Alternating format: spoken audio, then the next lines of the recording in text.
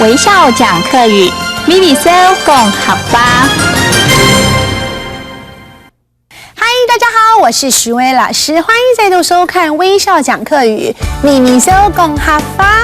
我们今天要学的客家话呢，其实跟早期客家人移入台湾的情形有关啊。因为那时候的耕地有限哦，客家人很可怜他不得不向山地发展哦，因此生存的条件呢明显是比较不好的。因此我们嘛刻苦耐劳，永不屈服，所以所谓的应景的精神就这么来的啦。好了，对他们来说，有土地就有希望哦。我们现在讲的是到乡下去看的时候，很多屋子旁边有空地呢，客家的乡亲们就会自己种些菜来充分利用土地。我们先来学乡下怎么说呢？叫做种哈。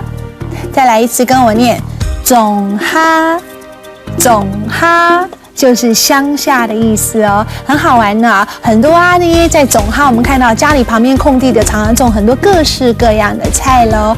好啦，那有时候呢也可能需要去菜市场再去买几个菜来一起来煮。菜市场怎么说呢？叫做菜市场。再来一次，菜市场。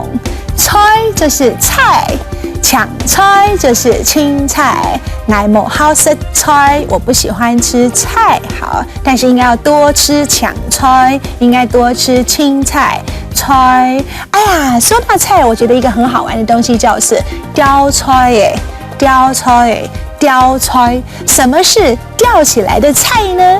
那个吊就是悬挂的意思，因为那个茄子都是长长弯弯的吊在那里，吊在棚架上头，因此呢，客家话就叫做吊菜，吊菜耶，很好玩咯。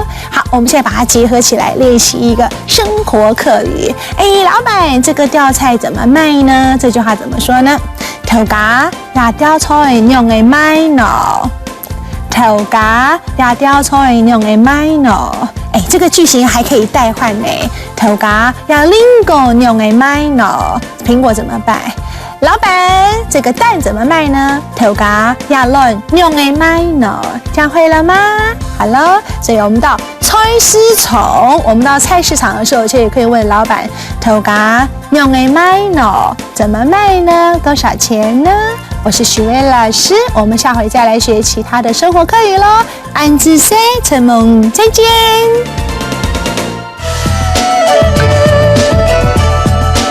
行政院客家委员会策划。